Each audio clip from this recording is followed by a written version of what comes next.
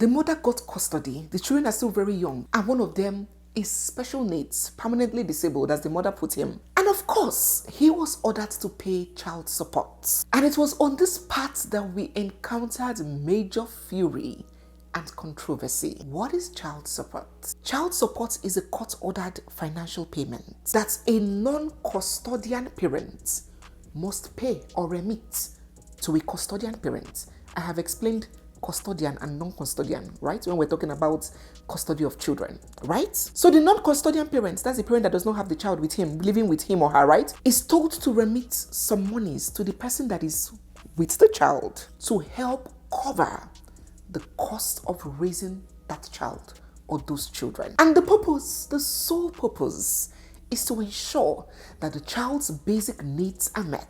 Please open your ears. That non-custodian parent does not mean wife or husband or she, he, or they, them. It is not gender-based. So if it is the man that is the custodian parent and the woman is the one working, is the one that has more of the finances coming in, she will be paying that child support to the man. And it's mostly seem as if it's the women that are ripping these men off. They are asking for child support. The women, it mostly seems as though it is more common with the women because most times it is the women that have the kids, that care for the kids. The court will not give an order for a 1-year-old breastfeeding child or a 2-year-old baby girl or a little toddler to go and live with the father when the mother is good, well, and alive.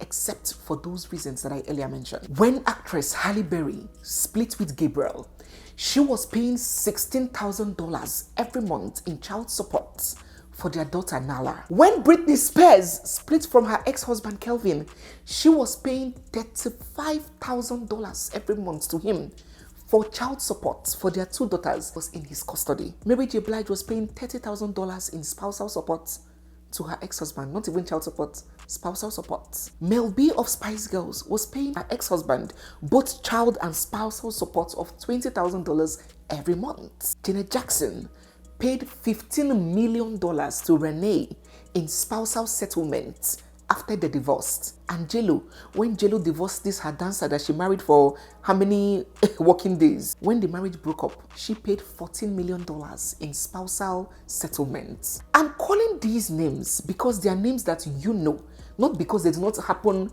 amongst average people. It's because we know these people. It happens with thousands of regular people where a woman is the one compelled to provide support to her spouse. So what is considered is not gender. It is all about responsibilities and earnings. And you find the ratio higher in one place than the other because typically we find the women at home while the men are the ones working in many cases. So some people at this point may be like, Neze, these people that you mentioned are superstars, they're celebrities. Let me preempt your question. These people have a lot of money. How can you compare Jennifer Lopez to just a young man down the street? I will tell you again. Let me lecture you. The figures for child support are not arrived at a vacuum. In developed countries, it is not discretionary. You see a man, you don't like him, you just slap him with child support, pay 30 million. Wow. The system, you see, there's the reason why they call this system a working system because everything is documented. Everything is arranged in an orderly fashion. The system can never and will never overburden a man or a person with a debt that they cannot pay, with a financial obligation that they are incapable of executing. For those who have maybe purchased a house abroad, for example, you will be familiar with the term DSR, debt service ratio, even in Nigeria. It's a principle everywhere. A debt service ratio is the amount of money that cannot be taken out of somebody's earnings or incomes to settle obligations. In Nigeria, for example, when I was working at the bank, the debt service ratio for the bank that I worked in when it comes to loans was 30%. So, if a man wants to buy a car and we play with the figures, we put it on the loan calculator, we must ensure that his exposure is not more than 30% of his earnings. So if he earns 1 million naira, we cannot give him a loan of more than 300,000. Why? Because it would exceed his debt service ratio, and it will overburden him. And even if the man says, don't worry, just give me the loan, give me the 500,000 loan, I know how to manage myself, don't worry, this 1 million will be enough, just give me 500,000, I want to buy a car. We will say, no, we can't, it's illegal. It is statutory. It is a compliance issue. We can't do that. You must be held to a responsibility at a certain quota of what you earn. So do you think a system will compel a man to pay or to be held to a financial responsibility that he cannot carry out? Let us use our senses, for goodness sake. A man is earning 5,000 and the court will tell him to pay 10,000 monthly for child support so he can take to crime or fall into depression. That is not the basis for that. It is designed not to crush the payer. It is designed not to be punitive. It is designed to be practical. And don't forget that exorbitance is a rather subjective term.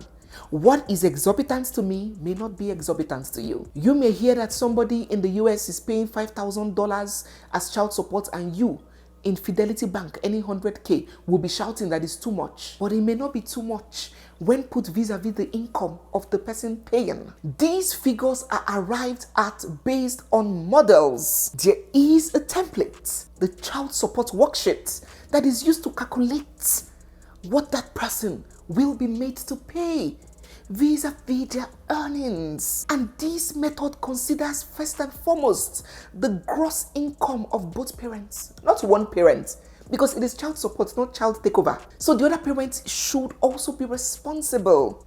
So the gross income of both parents will be factored. The number of children, additional costs, incidental costs, such as maybe a child with special needs would definitely need more money to be cared for. And even with all of these considerations, when that figure is given, it can still be modified. It can still be contested. It can still be reviewed downwards. If there are substantial changes in circumstances, that person can approach the court and say, Oga George, as it be before, no be so it be now.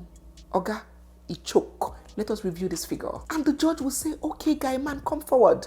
Let us throw our figures on the table and see what we can arrive at. The court and the law recognizes changes in circumstances that can lead to either a reducel or an increment of child support. Changes such as loss of employment. There is nobody that will lose their employment and you are saying that he doesn't have a paycheck, he's not employed, and the court will go and tell him, go and pay $15,000. From where? You think the law is just interested in making people thieves or criminals? No court will do that. Changes such as income reduction. You can approach the court and say, I used to earn 5,000, but now I earn 1,000. The court will review that child benefit downwards. Decrease in the child's needs. Maybe a child was going through a medical condition and maybe the child is now well. The court can factor that reality in. Or maybe the child passes on. The court would factor that reality that, oh, this child is no longer alive. And I wouldn't forget in a hurry this case of rap artist 50 Cent, who was paying $25,000 monthly in child support to his, is it baby mama also, Shaquina, for his first son, Marquise. He was paying this when he was still hot. That period of, you find me in the club, that's, that period when 50 Cent was reading. But when there was a change to his finances, as he claimed, he went back to the court, approached the court, and requested a modification in child support, alleging that his financial status has changed and that the boy's mother was using the money for her own personal enrichment. The court agreed and slashed that 25,000 monthly payments to 6,007. And that is why during that Sophia era, when Sophia was coming out saying, this is, and I said, babe, calm down. This is not how child support works. So you might go to court, they will slash this money that you're crying, that you can't pay 120 million house rent. I said, babe, calm down. My ladies were not happy. They were like, Neze, why are you supporting Davido? Why can't you? I was like, sit down for dirty. I'm telling you something out of knowledge and experience. Child support is not spousal support. It's not a medium for exploitation. No court would give you what you cannot carry. If you see someone that was ordered to pay 10,000 or 15,000 as child support, check the person's salary, your jaw will drop. You will see that even when that person was living with that child, that person may have even been spending a lot more on that child. But the problem now becomes why? Because of he's no longer with the child. If a man is living with his child and he goes and he boasts on social media that he spends $10,000 on his child, he puts the child in piano lessons, in swimming club, in STEM club, he enrolled the child in sporting activities and took the child abroad for vacation and changed the child's wardrobe, and everybody would hail the father. But how come when there is a split, then that same figure will now become a problem and be termed exploitative, even when that person can very well afford it? I want to get our thoughts. What is the problem? Is the problem that men should not pay child support? They should not care for their children because they're no longer with the children's mother, or it shouldn't be exorbitant? Because I am also of the opinion that it should not be exorbitant based on that person's incomes and earnings. It shouldn't be made to crush or to kill. But if it's a little percentage of that person's regular income that person would have still been spending if that person was living with that child under the same roof, that person now is not responsible for the late night being awake, the running up and down, take the child to one club or the other, the midnight hospital visits, sickness today, immunization tomorrow, mopping and cleaning after the child, beating the child, homework, PTA. That person is no more responsible for a lot of other emotional responsibilities. Then the financial part is also a problem. I want to know what the problem really is with those that are objecting to, hey, child support, child support, to the extent that some people were even saying that, hey, the person should come back to Nigeria, the man should abandon his children there with the woman and come and remarry and move on with his life. I don't understand also. So in this case, the news got out that the man was compelled to pay $15,000 in child support and that he was laid off from his job. His license was revoked. So he had no job and he had bills of $15,000. And some people who, I don't know whether it's cognitive impairment, I don't know how to describe somebody believing that kind of thing, that the judge would impose $15,000 on a man that has no job monthly, ran with that news. Please, that cannot be. Let us research before we react based on emotions. But new records have shown that it wasn't $15,000. Everything that was paid on the records that were made public was about $1,000 something, $2,000.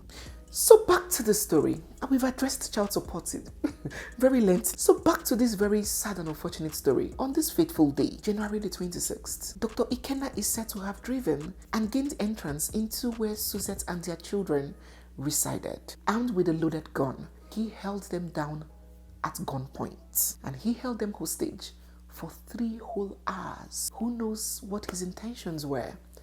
The lady's father speculates that perhaps he came to execute a murder suicide, eliminate the wife and children and take his own life. But God intervened. He couldn't bring himself to do it. He couldn't bring himself to hurt the children, and the lady's chi was also by her side. So in this period of hostage, it is reported that the nanny managed to dial 911 and police arrived. And when Dr. IKENNA saw that the police was already there closing in on him, he did the unthinkable. So sad and unfortunate.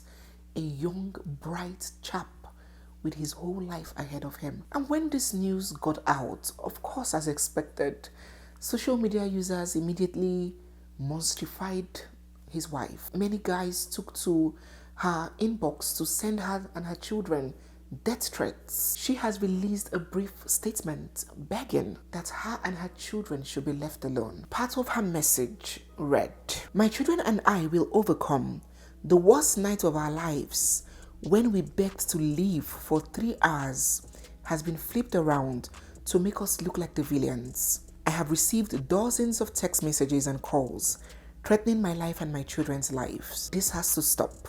I have videos. I have pictures. I have police documentation of multiple incidents. I don't want to take it there. Nobody knows someone like their partner. I respect the experiences and memories you have of him. I do not seek to tarnish them. I know the truth. People who know me know the truth." And then she said a couple of other things. A very, very sad situation. Trauma for all the families involved. The families of the young chap, for the girl and her children and their forever image. It's just an all-round tragedy. And now we may wonder, what in the world? Why would Dr. IKENNA choose to do this, choose to end it all? What do you think? Share your thoughts down in the comment section. Do you think it's paying child support that would make him end it all? From the records, he was paying about $1,000 something. And the woman claimed that she has been the primary provider for her children. Do you think that paying $1,000 something, $2,000 will make a cardiologist in America choose to end it all? Drop in the comment section. Do you think that he was possibly mentally and emotionally drained from the whole split and losing his children? That might be another factor. Losing his whole family. Do you think he was depressed or mentally ill? And that may have informed the decision of the court in the first place to keep him away from the children? Or do you think that he was just scared? Fear to face the legal implications of what he had done? Because holding those children at gunpoint in America, threat with a deadly weapon, kidnapping, if he got out of that room, he definitely may have spent decades in jail. So do you think that was the reason why he did what he did? Or do you think, just like some social media users, that it is his wife that made him to end it all? Please share your thoughts down in the comment section while being sensitive to the words that you use. No strong words in the comment section, please. What do you think went wrong with Dr. IKENNA, ERINNE, that made him take such drastic decision? And while you drop your thoughts, I would love for you to share your thoughts on all the subjects that we addressed. Remember that we talked about some things, not just in relation to IKENNA, but generally speaking. Share your thoughts about child support being paid after a divorce. Share your thoughts about custody of children and denying a parent's custody for one reason or the other. Let us get all you think about all that we have spoken down below. So guys, yes, we have come to the end of today's video. If you're new here, you are seeing me for the first time, or if you've been watching without subscribing, don't forget to hit the subscribe button, give this video a big thumbs up, drop all your comments down in the comment section, and stay glued, for we have so much more coming your way. It's me, your girl, Barrister Neze, and this is Nezeville. I'll see you guys in my next one. For now, bye.